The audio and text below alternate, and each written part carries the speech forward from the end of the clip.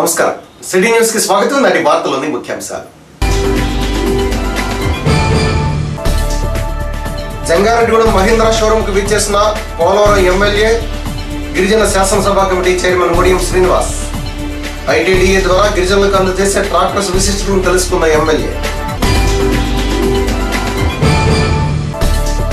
జంగారెడ్డిగూడెం బుట్టాయిగూడెం రోడ్లోని శ్రీ సీతారామస్వామి దేవస్థానంలో శ్రీరామనవమి ఉత్సవాల్లో భాగంగా సోమవారం జరిగిన భారీ అన్న సమారాధనలో పాల్గొన్న పలువురు ప్రముఖులు.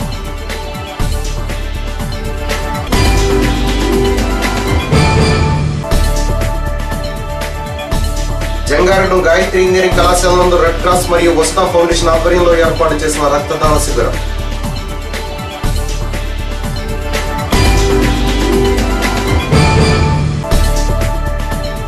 జంగారెడ్డిగూడెంలోని గోకుల తిరుమల పారిజాతగిరి వెంకటేశ్వర స్వామి దేవస్థానం హుండీ లెక్కింపు. స్వామివారికి సమకూరిన 7,44,000 రూపాయల ఆదాయం.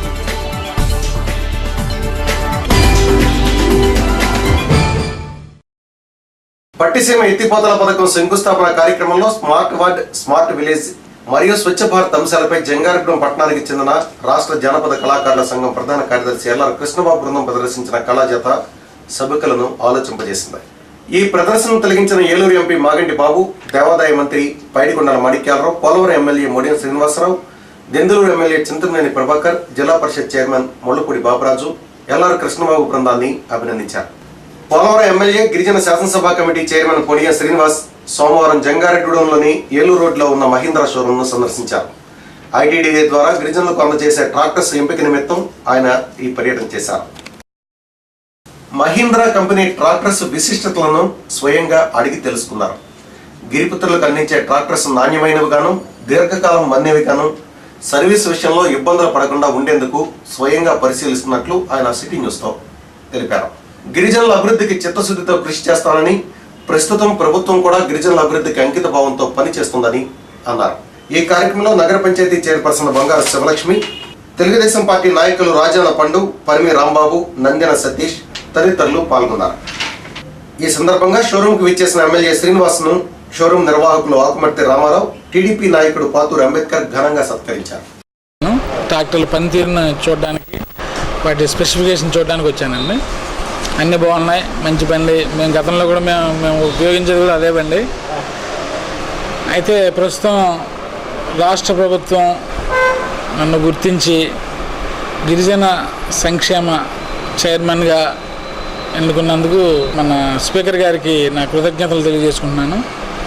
ముఖ్యంగా రాష్ట్రంలో గిరిజనుల అభివృద్ధి కోసం మొట్టమొదటిగా తెలుగుదేశం ప్రభుత్వం చంద్రబాబు నాయుడు గారు ఒక మంచి పథకాలను రూపొందించడం జరిగింది. మొదటగా స్వర్గీయ ఎన్టీ రామారావు గారు ఐటీడీఏలను గిరిజన ప్రాంతాలకి తరలించి గిరిజనుల్లో ఒక రాజకీయ చైతన్యం కానీ, అలాగే వ్యవసాయపరంగా కూడా బాగా వెనుకబడిపోవడం వల్ల చాలా ఇబ్బందులు పడ్డారు.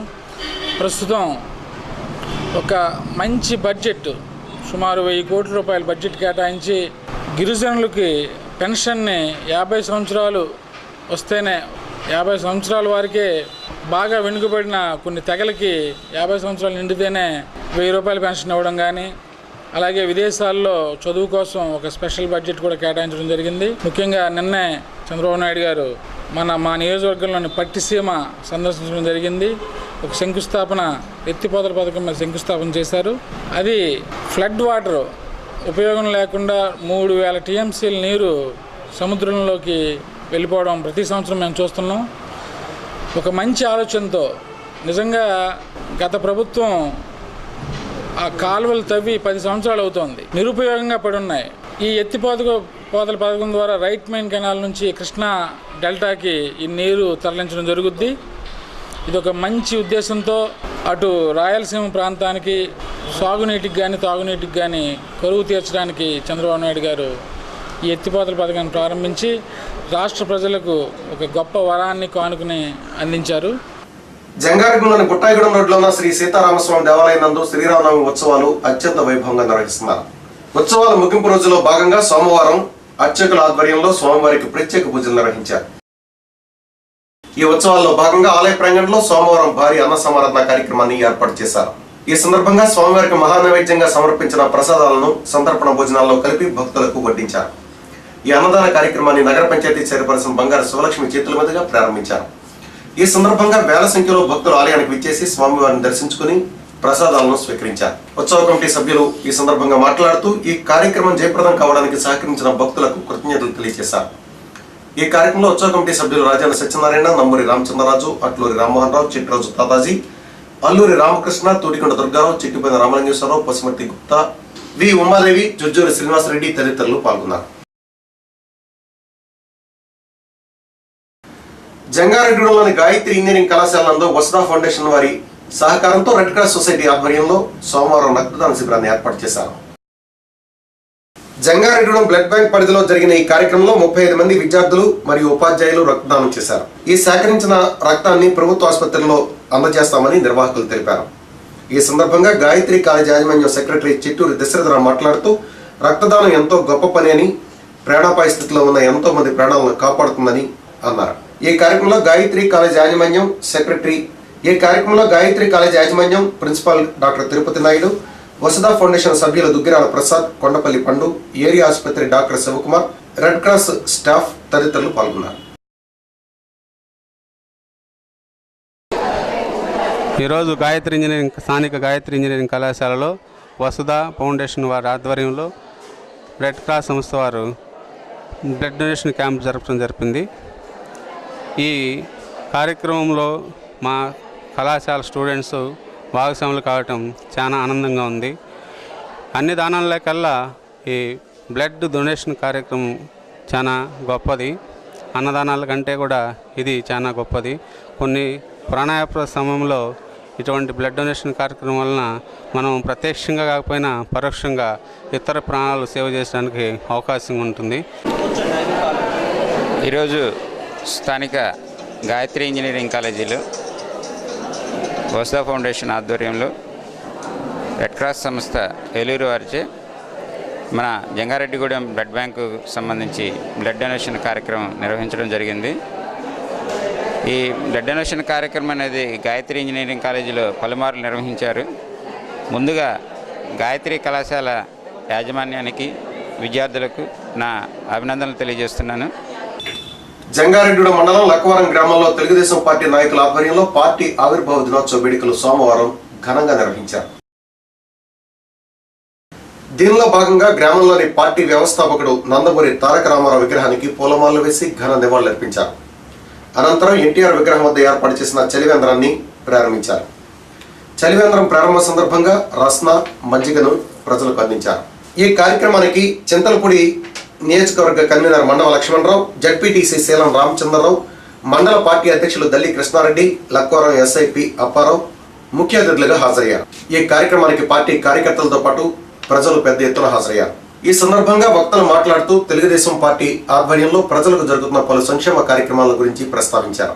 లక్కవరం గ్రామ పార్టీ అధ్యక్షుడు ముళ్ళపూడి భీమరాజు, సెక్రటరీ కంబపు రామిరెడ్డి ఆధ్వర్యంలో నిర్వహించిన ఈ కార్యక్రమంలో వందనపు అప్పలరాజు, చిక్కాల ఆంజనేయులు, తడికమల్ల రామకృష్ణ, పెన్నాడ ఆంజనేయులు, చిక్కాల కృష్ణమూర్తి, ఆరుగొల్లు బజారు, చెరుకూరి సురేష్, పసల వెంకట్రాజు, మోటమరి రాంబాబు, దల్లి దుర్గారావు, పెన్నాడ ఆంజనేయులు, పేసా సత్యనారాయణ, దల్లి శ్రీను, ఫటాన్ నన్న, చిలింతరాముల కృష్ణ, పుట్ట రామకృష్ణ, కోన సుబ్బారావు, షేక్ మస్తాన్, కొదమ వెంకటేష్ తదితరులు పాల్గొన్నారు.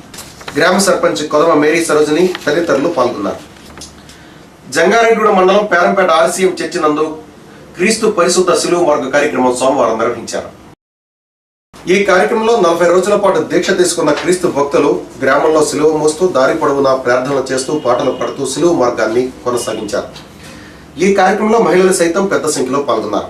దీక్షలో భాగంగా ఈ కార్యక్రమాన్ని చేస్తున్నామని, ఏప్రిల్ 3వ తేదీ గుడ్ ఫ్రైడేతో తమ దీక్ష ముగుస్తుందని దీక్షాదారులు తెలియజేశారు. ఈ కార్యక్రమంలో ఫాస్టర్స్, సిస్టర్స్, బ్రదర్స్, గ్రామస్తులు పాల్గొన్నారు. గోకుల తిరుమల పారిజాతగిరి శ్రీ వెంకటేశ్వర స్వామి దేవస్థానం హుండీ లెక్కింపు కార్యక్రమం సోమవారం నిర్వహించారు. ఈ హుండీ లెక్కింపు కార్యక్రమాన్ని రాట్నాలమ్మ దేవస్థానం కార్యనిర్వహణాధికారి కె శ్రీనివాస్ ఆధ్వర్య పర్యవేక్షణలో నిర్వహించారు. 115 రోజులకు గాను నోట్ల రూపంలో 6,88,025 రూపాయలు, కాయిన్స్ రూపంలో 56,584 రూపాయలు, మొత్తం 7,44,609 రూపాయల ఆదాయం వచ్చినట్లు ఆలయ కార్యనిర్వహణాధికారి పినమచ్చ విశ్వనాథరాజు తెలియజేశారు. ఈ హుండీ లెక్కింపు కార్యక్రమంలో ఆలయ అభివృద్ధి కమిటీ సభ్యులు మరియు నోవా కాలేజ్ విద్యార్థులు పాల్గొన్నారు. వార్తలు ముగించే ముందు ముఖ్యాంశాలు మరొకసారి. జంగారెడ్డిగూడెం మహీంద్రా షోరూమ్ కు విచ్చేసిన పోలవరం ఎమ్మెల్యే, గిరిజన శాసనసభ committee chairman Mudiyam Srinivas. ITDA ద్వారా గిరిజనులకు అందజేసే ట్రాక్టర్స్ విశిష్టతను తెలుసుకున్న ఎమ్మెల్యే.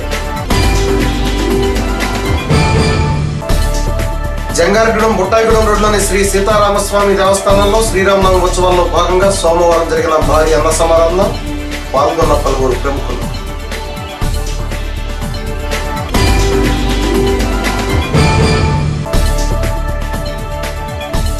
జంగారెడ్డిగూడెం గాయత్రి ఇంజనీరింగ్ కళాశాల నందు రెడ్ క్రాస్ మరియు వస్తా ఫౌండేషన్ ఆధ్వర్యంలో ఏర్పాటు చేసిన రక్తదాన శిబిరం.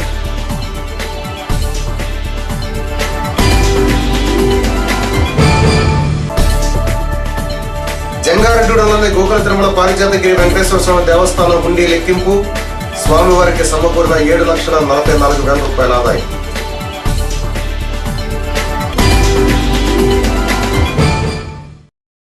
ఈ వార్తలు ఇంతటితో సమాప్తం. నమస్కారం.